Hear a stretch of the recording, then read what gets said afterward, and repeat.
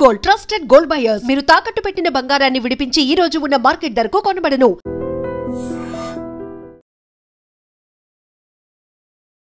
నమస్కారం, welcome to I dream. ధర్మ మార్గం విత్ విజిత కార్యక్రమానికి స్వాగతం.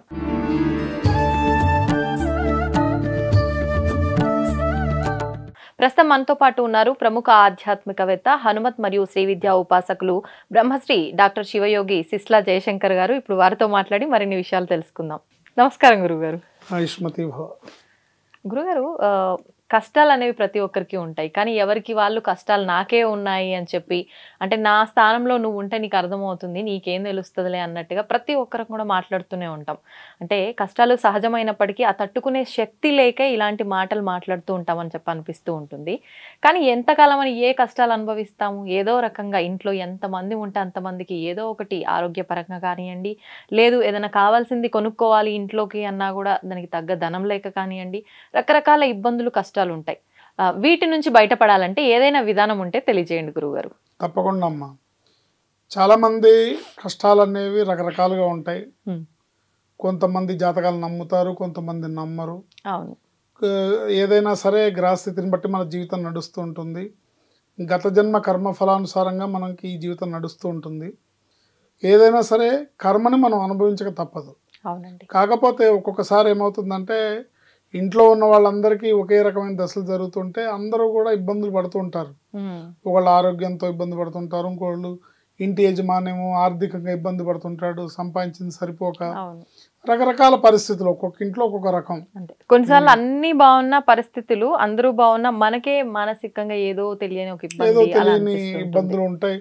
ఇది ఇంటింటి రామాయణం అంటే ఇదే. ఒక్కొక్క ఇంటికి ఒక్కొక్క చరిత్ర ఉంటుంది. అవును గురుగారు. అయితే ఏంటంటే ఏదైనా సరే భగవంతుడిని నమ్మితే, భగవంతుడి పాదాలను ఆశ్రయిస్తే ఎటువంటి కష్టం నుంచి అయినా మనం ఆ కష్టాన్ని దాటుకొని ముందుకెళ్ళగలుగుతాం. కష్టాలన్నీ మాయమైపోతాయని కాదు, కష్టాలని తట్టుకునే శక్తి మనకి ఇస్తాడు. కష్టాలు అనేవి కామన్, ఎవరైనా అనుభవించాల్సిందే. ఎవరికి ఒక్కోళ్ళకి ఒక్కో రకమైన కష్టం ఉంటుంది. అయితే ప్రతి వాళ్ళు ఏమనుకుంటారంటే ఎవరికి లేని కష్టాలు నాకే ఉన్నాయనుకుంటారు. ఇది ఒక యాటిట్యూడ్ అనమాట.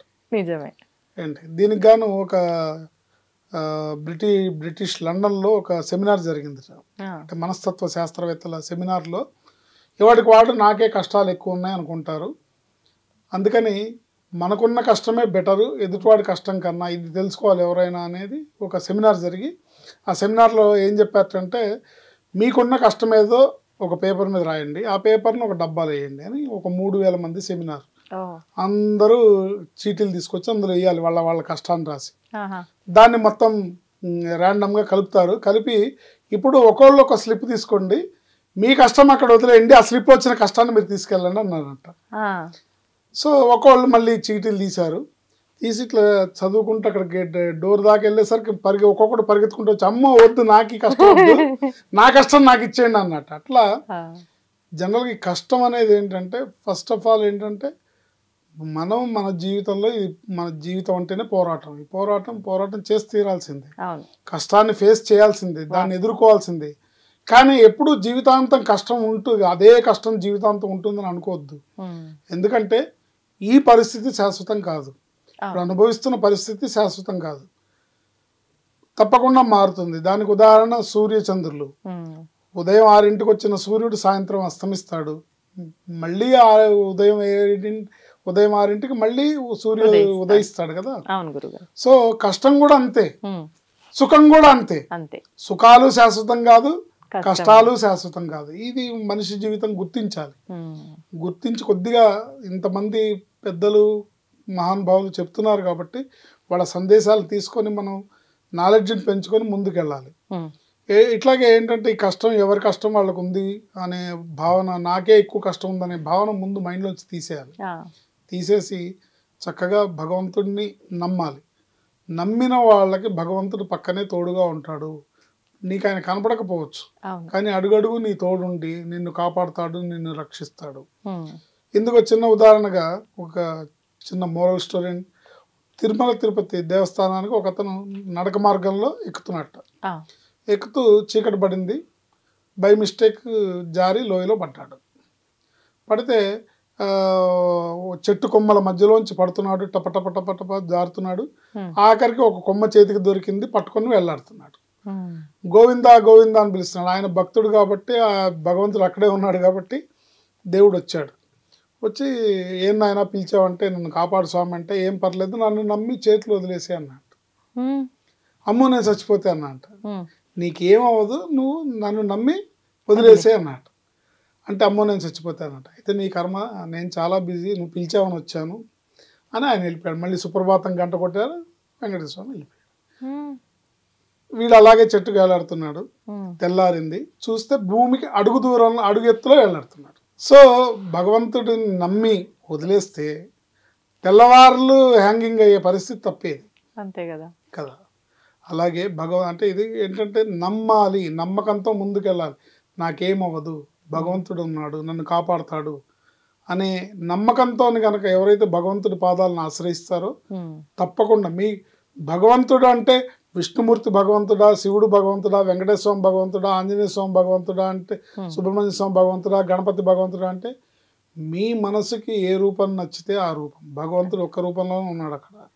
మీ మనసుకు నచ్చిన రూపం మీద మీరు లగ్నం చేసి ఆ భగవంతుడికి సంబంధించిన శ్లోకాలు, స్తోత్రాలు మీరు చేస్తూ నమ్మకంగా ఉంటే కనుక ఏ దేవుడైనా Hmm. రాయే భగవంతుడిగా మారి సమాధానం ఇస్తుంది, రక్షిస్తుంది, కాపాడుతుంది. Hmm. ఇందులో ఎటువంటి సందేహం లేదు. నమ్మాలి, నమ్మకం స్ట్రాంగ్గా ఉండాలి. ఓకే.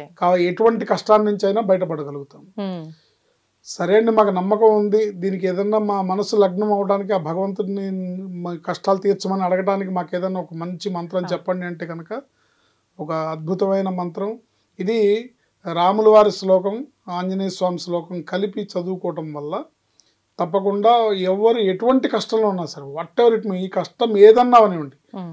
మీ కష్టం 100 టన్నులున్నా, మీ కష్టం 1000 టన్నులున్నా Hmm. అది పటాపంచలైపోతుందని చెప్పడంలో ఎటువంటి సందేహం లేదు. ఆపదామపహర్తారం ధాతారం సర్వసంపదాం లోకాభిరామం శ్రీరామం భూయో భూయో నమామ్యాం అనే రాముల వారి శ్లోకాన్ని, అసాధ్య సాధక స్వామిన్ అసాధ్యం తవకిం వద రామదూత కృపా సింధో మత్కార్యం సాధయ ప్రభో అనే ఈ శ్లోకాన్ని కలిపి ప్రతిరోజు మీకు కుదిరినన్ని సార్లు అనుకోవటం వల్ల Hmm. ఆంజనేయ స్వామి తప్పకుండా మిమ్మల్ని మీ కష్టాల నుంచి బయటపడేస్తాడు. రెండు కలపడం ఎందుకని గురుగారు? అంటే రాముల వారి పేరు చెప్తే ఆయన తొందరగా కదులుతాడు. Oh. అంటే ఆంజనేయ స్వామికి రెండే పనులు ఉన్నాయి. ఒకటి ఆ రామభక్తుల్ని కాపాడడం, రెండు తన భక్తుల్ని కాపాడడం. Hmm. సో తన భక్తుల కన్నా ముందుగా ఆయన తొందరగా రియాక్ట్ అయ్యేదంటే ఎక్కడ రామనామం వినపడితే అక్కడ తొందరగా రియాక్ట్ అవుతాడు. కాబట్టి మీ కష్టాల తీవ్రతను బట్టి మీరు ఈ రెండు కలిపి కనుక చదివితే ఎటువంటి కష్టం నుంచి అయినా బయటపడతారు. రోజు కనీసం 21 సార్లు పఠిస్తే Hmm. తప్పకుండా ఎటువంటి ఈ శ్లోకాలు రెండు కూడా ఇవాళ నేను కొత్తగా చెప్తున్నవి ఏం కాదు, అందరికి తెలిసినవే, అందరికి ప్రజల్లో అందరికి విదితమైన శ్లోకాలే. కానీ దాని మహిమను అనుభవించిన వాడిని కాబట్టి నేను చెప్తున్నాను. Hmm. ఆపదామపహర్తారం ధాతారం సర్వసంపదాం లోకాభిరామం శ్రీరామం భూయో భూయో నమామ్యాహం అసాధ్య సాధక స్వామిన్ అసాధ్యం తవకిం వద రామదూత కృపా సింధో మత్కార్యం సాధయ ప్రభు. అసాధ్య సాధక స్వామిని, అసాధ్యాల్ని సాధించే ఓ ప్రభువా, ఓ ఆంజనేయ స్వామి, Hmm. అసాధ్యం తవకిం వద, నీకు అసాధ్యం అన్నదే లేదు. Hmm. ఓ రామదూత, ఓ అపార కరుణామయుడ, ఓ కృపా సింధు, Hmm. మత్కార్యం సాధయ ప్రభు, నా పని చేసి పెట్టు, Yeah. నన్ను రక్షించు, నన్ను కాపాడని నమ్మకంతో ఎవరైతే వేడుకుంటారో మీ కష్టం ఏదైనా సరే, name it what ever it may be, ఎటువంటి కష్టం నుంచి అయినా బయటపడి తప్పకుండా మీరు విజయాన్ని సాధిస్తారు. మీ కష్టాల్లోంచి మీరు బయటపడతారు. Hmm. తప్పకుండా సుఖాల దారిలో పయనిస్తారు. అదృష్టం మీ వెంటే ఉంటుంది, భగవంతుడు మీ వెంటే ఉంటాడని చెప్పడంలో ఇంత కూడా సందేహం లేదు. గురుగారు నోరు తిరిగినప్పుడు బయటికి చెప్పడం కన్నా కొంచెం లోపల చెప్పుకుంటే అది మనం తప్పు పలికిన తప్పు లేదంటారు, వాస్తవమా? అంటే ఇప్పుడు నోరు తిరగదు, నాకు తప్పులు వస్తాయేమో అంటే అసలు శ్రీరామ అనే 3 అక్షరాలకు ఉన్న మహిమ దేనికి లేదు. అలా అనుకున్నా. శ్రీరామ అంటే నమ్మకం కుదరదండి, సింపుల్ గా ఉంటుంది కదా. శ్రీరామ అనే చిన్నప్పటి నుంచి ఇక్కడ అన్ని చోట్ల చూస్తున్నారు కదా. సో ఇది మాకు తెలుసు అనుకుంటారు, కానీ దాని మహిమ అపారమైనది. శ్రీరామ అనేది మహామంత్రం ఏంటి, శ్రీరామ జయమంత్రం అంటారు దాన్ని. శ్రీరామ శ్రీరామ శ్రీరామ. ఇప్పుడు ఆంజనేయ స్వామికి అంత శక్తి ఎక్కడి నుంచి వచ్చింది? రామ్ రామ్ రామ్ రామ్. కొన్ని లక్షల కోట్ల కోట్ల కోట్ల కోట్ల యుగాల నుంచి ఆయన ఆ జపాన్ని చేసి చేసి ఆయన జ్యోతిర్మయ స్వరూపుడుగా మారిపోయి అవును. ఇంతమంది కష్టాలు తీరుస్తున్నాడు. ఆంజనేయ స్వామి ఇప్పటికీ చిరంజీవి, ఇప్పటికీ ఆయన ఉనికి ఉంది, అనేక చోట్ల ఆయన బయటపడుతుంది. అనేక సార్లు స్వప్న సాక్షాత్కారం పొందిన వాడిని నేను స్వయంగా చెప్తున్నాను. ఆయన ఆ అనుభూతి అనేది తలుచుకుంటే నమ్మాలి, నమ్మిన వాడికి నమ్మితే ఇది.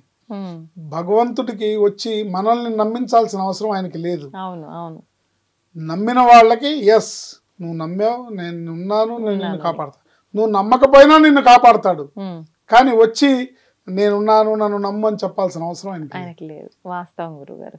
మీకు అలా స్వప్నంలో సాక్షాత్కారం అవుతారా? ఓకే. అంటే సాధారణంగా ఒక మూమెంట్ లో మా మిస్సెస్ ప్రెగ్నెంట్ గా ఉన్నప్పుడు మగపిల్లాడి కోసం నేను దీక్షగా తపస్సు చేసినప్పుడు 5వ నెలలో పట్టపగలు 11 గంటలకి ధ్యానంలో ఉండగా ఆయన పిల్లాడిని ప్లేట్లో పెట్టి చూపించాడు. శాంక్షన్ చేశాను, బాధపడకు, ఆ మగపిల్లాడు పుడతాడు అని. అంటే అప్పటికే మాకు 2 ఆడపిల్లలు. జాతకం ప్రకారం ముగ్గురు, మూడోసారి కూడా ఆడపిల్ల బలంగా కనిపిస్తుంది. అప్పుడు 3 ఆడపిల్లలు అంటే కొంచెం బాధ అనిపిస్తుంది కదా. 2 ఉన్నారు ఆల్రెడీ ఆడపిల్లల అమ్మ మహాలక్ష్మి స్వరూపాలలాగా. వారసుడు కావాలి అనే కోరిక అది స్వార్థమే అయినప్పటికీ ఆ స్వార్థంలో తప్పు లేదు, ఉండాల్సిన స్వార్థం అది. సో అప్పుడు మేము దీక్షగా చేసినప్పుడు ఆయన స్వప్నంలో 5వ నెలలో ఒక పెద్ద ప్లేట్లో మక్మల్ క్లాత్ లో గులాబీ రేకుల మధ్యలో పిల్లాన్ని పడుకోబెట్టి చూపించాడు. శాంక్షన్, డోంట్ వరీ అని. అప్పుడు ఏంటి మీ ఫీలింగ్? బాబాయ్ పుట్టిన తర్వాత ఇంకా మామూలుగానే మీకు నమ్మకం ఉంది, హనుమత్ ఉపాసకులు కాబట్టి ఎట్లాగ అప్పటి వరకే నమ్మకం ఉంది. ప్రాక్టికల్ గా ప్రూవ్ అయింది. Okay okay. ఇలా అనేక సందర్భాల్లో, అనేక కష్టాల్లో, అనేక విషయాల్లో ఏ సంకల్పాన్ని సంకల్పించి ఆంజనేయ స్వామి పాదాలు పట్టుకున్నా అది తప్పకుండా నెరవేరుతుంది. గురుగారు, సాధారణంగా పట్టణాల్లో అయితే ఏమో కానీ గ్రామాల్లో అయితే ఎక్కువగా వింటూ ఉంటాం ఇటువంటి విషయాలు. అంటే మాకెవరో చేసిండ్రు, అందుకనే మేము అస్సలు ఎదగలేకపోతున్నాము, ఏడేసిన గొంగల ఆన్నే అన్నట్టుంది, ఆరోగ్యపరంగా కూడా ఎవ్వరం ఏం బాగాలేదు, అసలు ఏ రకంగా మాకు కలిసి రావట్లేదు, ఇంకా మాకెవరో చేసిరు ఖచ్చితంగా అని చెప్పి ఈ ప్రయోగ బాధలు అని చెప్పి ఫీల్ అయిపోతుంటారు. అంటే నిజంగా ఇలాంటివి ఉన్నాయో లేదో తెలీదు, ఒక మూఢనమ్మకం అని మనమే అనుకుంటూ ఉంటాం, కానీ ఎవరికి వాళ్ళు ఫీల్ అవుతూ ఉంటారు. నిజంగా అటువంటివి ఉంటాయా? ఉంటే వాటి నుంచి బయటపడే అవకాశం ఏదైనా ఉందా? తెలియజేయండి. తప్పకుండా అండి.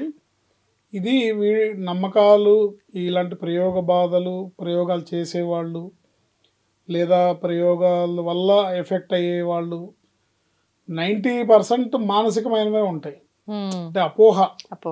ఎదుటి వాళ్ళకి మేమంటే నచ్చదు, మేమంటే పడదు కాబట్టి ఏదో చేసి ఉంటారు అంతే అనే ఫీలింగ్ ఎక్కువ ఉంటుంది. అవును.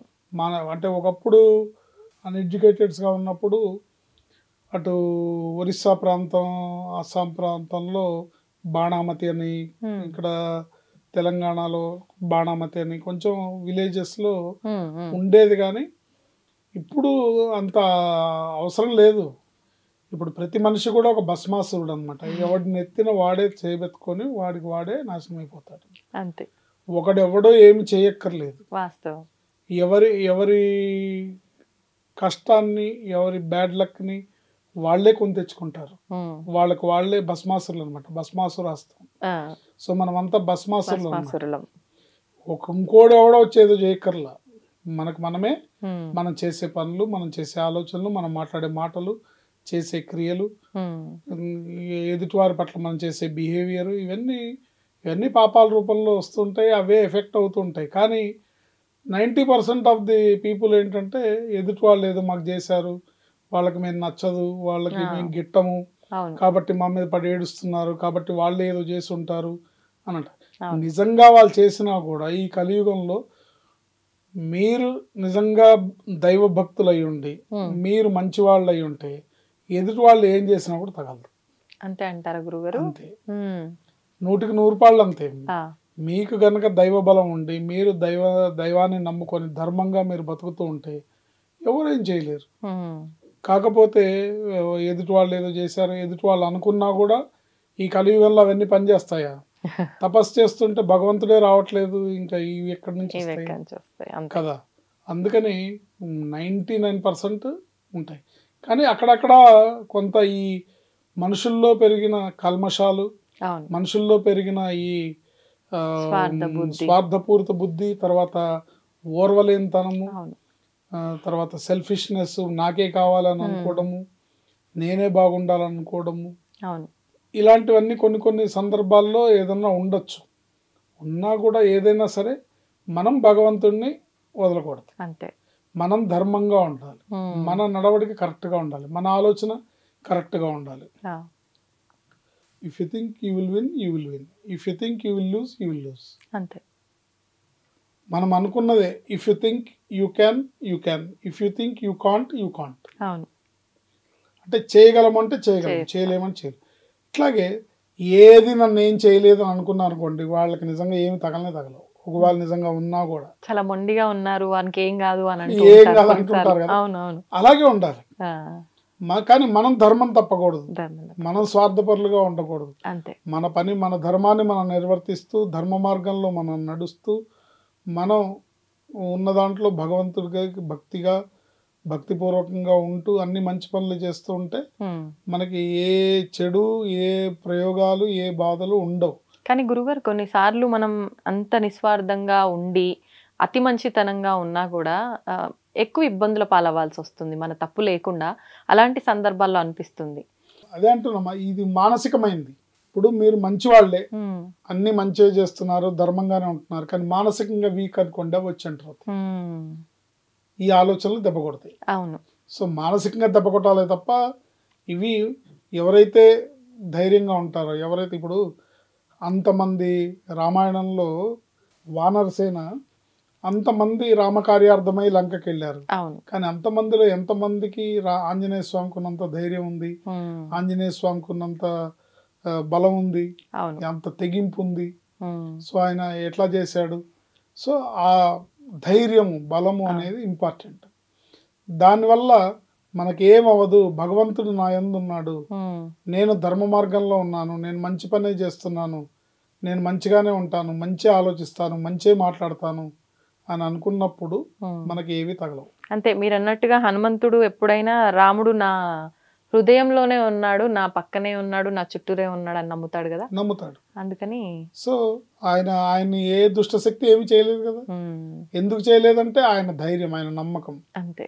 ఏంటి, ఏది నన్ను ఏమీ చేయలేదనే నమ్మకం. అలాంటి స్థితప్రజ్ఞత కలిగిన భక్తితో, నమ్మకంతో, ధైర్యంతో అంతటి బలవంతులుగా ఉంటే ఎవరికి ఏం తగలదు.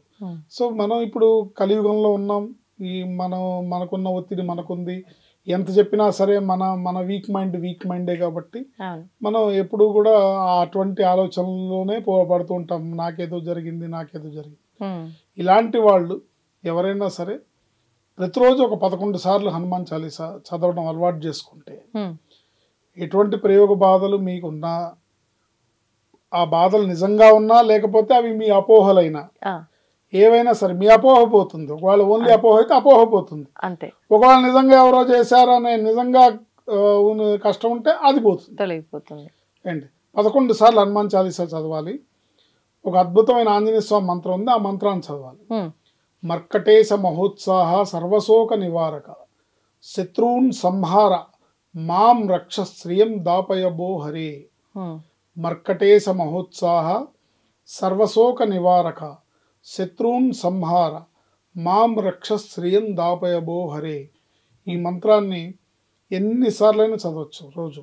దీనికి ఎటువంటి నియమనిష్టలు లేవు. మీ పరిశుద్ధమైన మనసు ఉంటే చాలు, భక్తితో కూడుకున్న మనసు ఉంటే చాలు తప్ప దీనికి ఎటువంటి ఉద్యోగం చేసేవాళ్ళు చదువుకోవచ్చు, బైక్ డ్రైవ్ చేస్తూ చదువుకోవచ్చు, కార్ డ్రైవ్ చేస్తూ చదువుకోవచ్చు.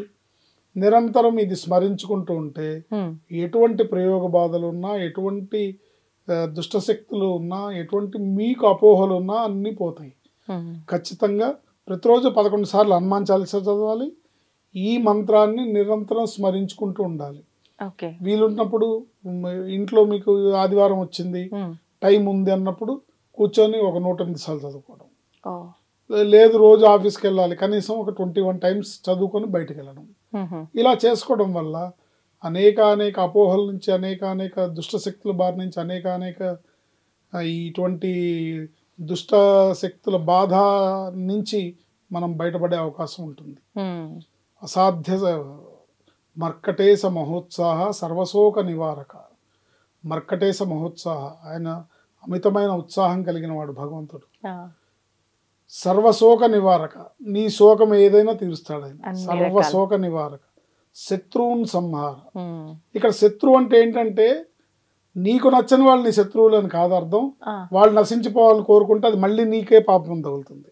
ఓకే, మరి ఎవరు గురుగారు శత్రువులు అంటే? నిన్ను భయపెట్టేది నీ మనసు అవ్వచ్చు, నిజంగానే ఎక్కడో నీకు తెలియని శత్రువు ఉండొచ్చు. శత్రువు నశించాలి అంటే అర్థం ఏంటంటే వాళ్ళల్లో మీ మీద ఉన్న శత్రుభావం తొలగాలనే తప్ప వాళ్ళు నశించిపోవాలి, నాశనం అయిపోవాలి మనం అంటే వాళ్ళు మనకు ఫేవర్ గా మారటమే ఒక రకంగా. శత్రువు కాస్త ఫేవర్ గా మారినా మారకపోయినా మిత్రత్వం ఉంటే చాలు. సాధు స్వభావంతో మృదు స్వభావంతో ఉండి, అంటే ఎదుటి వాళ్ళు మన మీద వాడు నాశనం అయిపోవాలనో, వీళ్ళు పాడైపోవాలనో, మేమే బాగుండాలనో ఇలాంటి భావన ఎవరికన్నా ఉంటే తొలగిపోయి వాళ్ళు కూడా అందరూ బాగుండాలి, అందులో మనం ఉండాలి అంతే అని అనుకోవాలి. ఎవరైనా సరే అందరూ బాగుండాలి, అందులో మనం ఉండాలి అని అనుకోవాలి. దానివల్ల మనకు పోయేది ఏం లేదు. ఏం లేదు, పోయేది ఏం పోతుందంటే దరిద్రం పోతుంది. అంతే, ఒకరు మంచి కోరుకుంటే మనకు మంచి జరుగుతుంది. సో మనం ఏ విత్తనం నాటితే మనకు అవే పళ్ళు వస్తాయి. అంతే. మనం వేప విత్తనాలు నాటి మామిడి పళ్ళు రమ్మంటే రావు, మామిడి విత్తనాలు నాటి వేప పళ్ళు రమ్మంటే రావు. అంతే గురుగారు. ఏంటి అందుకని ఈ శ్లోకాన్ని చదువుకోవడం 11 సార్లు హనుమాన్. అసలు ఈ రోజుల్లో ఇప్పుడున్న కాలమాన పరిస్థితులను బట్టి, ఇప్పుడున్న గ్రహస్థితిని బట్టి ప్రతి ఒక్కళ్ళు కూడా ప్రతిరోజు 11 సార్లు హనుమాన్ చాలీసా చదివితే ఎటువంటి బాధలైనా, ఎటువంటి కష్టాలైనా, ఎటువంటి అపోహలైనా, ఎటువంటి దుష్టశక్తుల బాధ అయినా, ఎటువంటివైనా కూడా తొలగిపోయి ఆంజనేయ స్వామి తప్పకుండా కాపాడతాడు. ప్రతి ఒక్కళ్ళు అలవాటు చేసుకోవాల్సింది ఏంటంటే 11 సార్లు ప్రతిరోజు హనుమాన్ చాలీసా చదువుకోవాలి. ప్రతి మంగళవారం శనివారం ఆంజనేయ స్వామి గుడికి వెళ్ళాలి. ఇది అలవాటు చేసుకోవాలి. చేసుకోవడం ద్వారా అద్భుతమైన విజయాలు వాళ్ళకి లభిస్తాయి. గురుగారు, ఈ మధ్య కాలంలో అయితే మరి పరిస్థితుల ప్రభావమో తెలియట్లేదు, కలుషితమైన ఆహారమో తెలియట్లేదు, మరి ఏంటో ప్రభావం కానీ మొత్తానికి సంతాన లేమి సమస్య అనేది చాలా ఎక్కువగా చూస్తున్నాం. ఒకప్పటి కాలంలో అయితే అసలు ఇలాంటి సమస్య ఒకటి ఉంది అని కూడా మేము వినేవాళ్ళం కాదు అని చెప్పే పెద్దవాళ్ళు కూడా ఇప్పుడు చాలా మంది ఉన్నారు. మరి ఎందుకు ఇలా అవుతుంది అనేది అర్థం కావట్లేదు. అంటే న్యాచురల్గా సంతానం అనేది అసలు అవ్వటం అనేది 90% ఛాన్సెస్ లేకుండా ఉన్నాయి. అంటే 90% మందికి ఖచ్చితంగా IVFలో మెడిసిన్ వాడటం ద్వారానో, ఇంకా ఇన్ని ప్రయత్నాలు చేసినా అసలు అవ్వని వాళ్ళు, ఎన్ని మొక్కులు మొక్కి గుళ్ళ చుట్టూ తిరిగి ఎన్ని చేసినా అవ్వక ఎవరన్నా తెచ్చి పెంచుకునే పరిస్థితిలో ఉన్న వాళ్ళు కూడా ఉన్నారు. ఎందుకని ఇలా అవుతుందంటారు? అలాంటి వాళ్ళకి ఏదైనా పరిష్కారం ఉందా, మంచి బిడ్డను వాళ్ళు ఎత్తుకోవాలంటే? తప్పకుండా ఉంటుందండి. ఎందుకంటే మన ధర్మశాస్త్రం, మన హైందవ ధర్మంలో పెద్దలు చాలా రకాల తరుణోపాయాలు మనకు చెప్పున్నారు. మన మునులు, ఋషులు అనేక రకాల పరిహారాలను మనకు తెలియజేశారు. ఏదేమైనప్పటికీ కూడా మనం జీవన విధానంలో వచ్చిన విపరీత ధోరణులు, విపరీతమైన మార్పుల వల్ల మనకి ఇలాంటి పరిస్థితులను ఎదుర్కొంటున్నాం. తినే ఆహారం కలుషితం, దాంట్లో బలం లేకపోవడం, ఫాస్ట్ ఫుడ్, తర్వాత ప్యాకేజ్డ్ ఫుడ్ ఇవన్నీ తినడం, తర్వాత భార్యాభర్తలు ఇద్దరూ కూడా సంతానాన్ని కనడానికి మెంటల్లీ ప్రిపేర్ అవ్వకపోవడం, ఇవి మెయిన్ రీజన్స్. తర్వాత ఉన్న హెల్త్ సరిగ్గా లేకపోవడం, సంతానం కలిగే వాళ్ళ వివాహం అవ్వగానే సంతానానికి యోగ్యంగా ఉండే కాలం ఏదుందో ఆ టైంలో మాకు ఇప్పుడిప్పుడే వద్దని పోస్ట్ పోన్ చేయడం, గర్భనిరోధక పరిహారాలని వాడడం, వీటన్నిటికీ ఇవి కారణాలు అవుతాయి. తర్వాత వీళ్ళు ఎప్పుడు కావాలనుకుంటారు అంటే ఎప్పుడు సమయం ఉందో అప్పుడు దాన్ని పోస్ట్ పోన్ చేసి అడ్డుకొని ఇప్పుడు వద్దని చేయి అడ్డ పెడుతున్నారు. కావాల్సినప్పుడు కావాలంటే ఎక్కడ వస్తుంది? తర్వాత ఇప్పుడు ఉండే ఈ ఒత్తిడి ప్రపంచంలో స్త్రీకి ఎక్కువగా పని ఒత్తిడి, ఇంట బయట అంతా పని ఒత్తిడి, ఇద్దరు ఉద్యోగాలు చేయాల్సిన పరిస్థితి. ఈ పరిస్థితిలో వాళ్ళు తీసుకునే ఆహారం సమతుల్యమైన పౌష్టికాహారాన్ని తీసుకోపోవటం వల్ల తనకి మ్యాక్సిమం లేడీస్కి హార్మోనల్ ఇంబ్యాలెన్స్, ఈ హార్మోనల్ ఇంబ్యాలెన్స్ వల్ల శరీరం మాతృత్వాన్ని అంగీకరించే స్థితిలో లేకపోవడం, కావాల్సినప్పుడు వచ్చే సమయంలో అడ్డుబాటు పెట్టుకోవడం, తర్వాత కావాలన్నప్పుడు రాకపోవడం అనేది జరుగుతుంది. దీనికి అనేక రకాల రీజన్స్ ఉన్నాయి.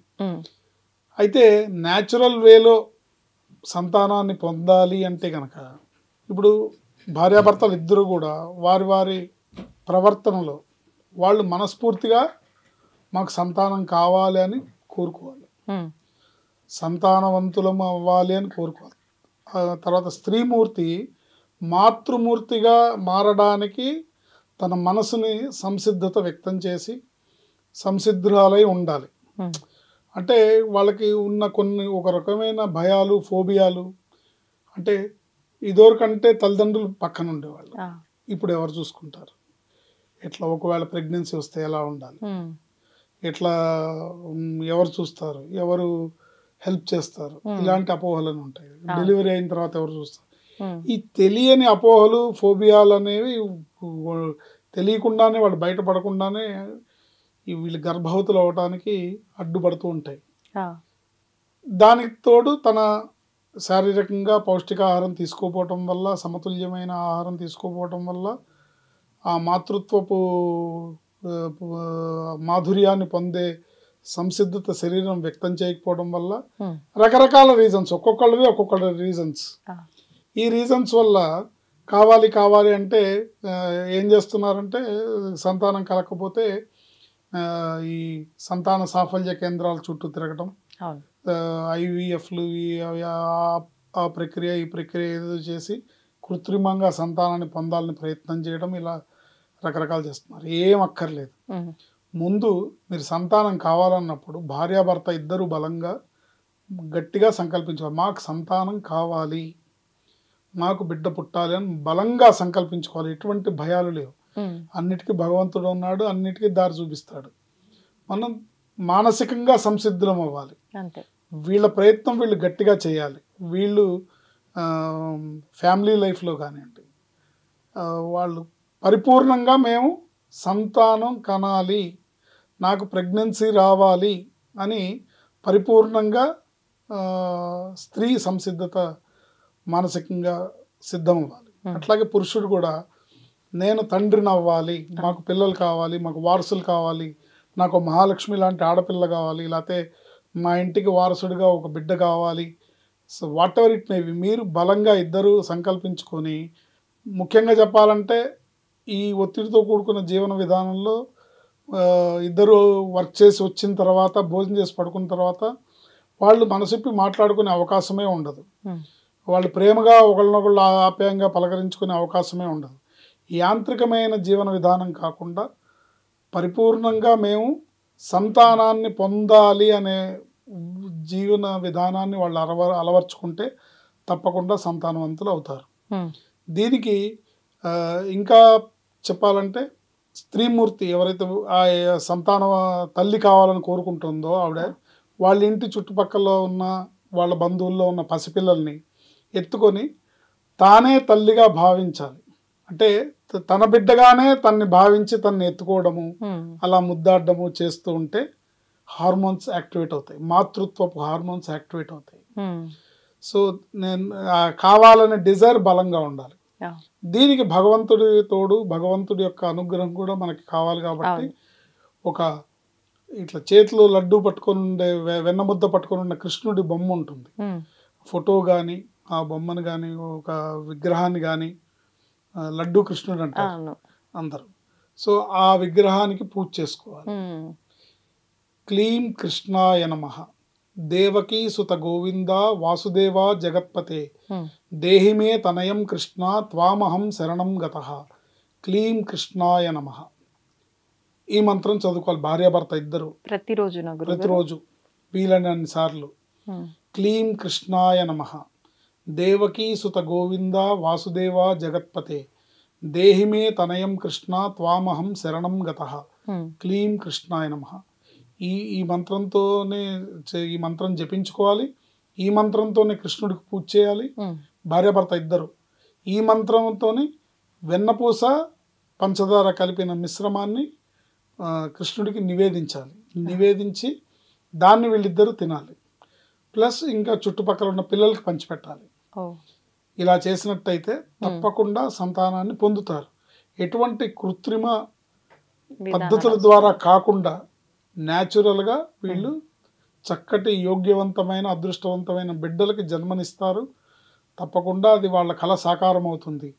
ఓన్లీ థింగ్ మన లైఫ్ స్టైల్లో మార్పు చేసుకోవాలి. మనం ఇప్పుడు తినే ఫాస్ట్ ఫుడ్స్ ఇవన్నీ బంద్ చేయాలి. చక్కటి పోషక విలువలు ఉన్న ఆహారం తీసుకోవాలి. పళ్ళు, ఫలాలు, నట్స్, పోషక విలువలు ఉన్న ఆహారం తీసుకోవాలి. ప్రయత్నాన్ని గట్టిగా చేయాలి, నమ్మకంతో చేయాలి. మీ మీద మీకు నమ్మకం ఉండాలి, భగవంతుడి మీద నమ్మకం ఉండాలి, సమాజం మీద నమ్మకం ఉండాలి, పుట్టబోయే బిడ్డల మీద నమ్మకం ఉండాలి. తప్పకుండా ఎవరైనా సంతానవంతులు అవ్వచ్చు. భగవంతుడు మనకు ఆ అవకాశాన్ని ఇచ్చాడు. ఏమండి, పశువులు బిడ్డలు కట్టున్నాయి కదా, మరి అవి ఏ IVF సెంటర్లకు వెళ్తున్నాయి? అవసరం ఏంటి? మనిషిగా బతికితే మనిషిలాగా చక్కగా సంతానాన్ని పొందే అవకాశం ఉంది. అందుకు మన ఆలోచన విధానం మారి మీరు బలమైన సంకల్పంతో భార్యాభర్త ఇద్దరు కూడా ప్రేమతో అన్యోన్యతతో సంతానం కోసం ప్రయత్నిస్తే తప్పకుండా సంతానవంతులు అవుతారు. ఈ ప్రయత్నాలు చేస్తే చూడండి, తప్పకుండా విజయాన్ని సాధిస్తారు. ధన్యవాదాలు గురుగారు. ఆయుష్మతి భవ. తవ్వండి, తవ్వుతూనే శివలింగం. సరే, దాన్ని అట్లా కప్పేసేయండి, చూపించదండి. Krishna is there. మూర్తి పూజ కాదు, సాక్షాత్ బ్రజేంద్ర నందన భగవాన్ ఉన్నారు మూర్తిలో. ఏమీ ఆశించకుండా ఆరాధించే వాళ్ళు కూడా ఉన్నారా ప్రభుజీ? నిజమైన భక్తి అంటే మనకు తెలియదు కాబట్టి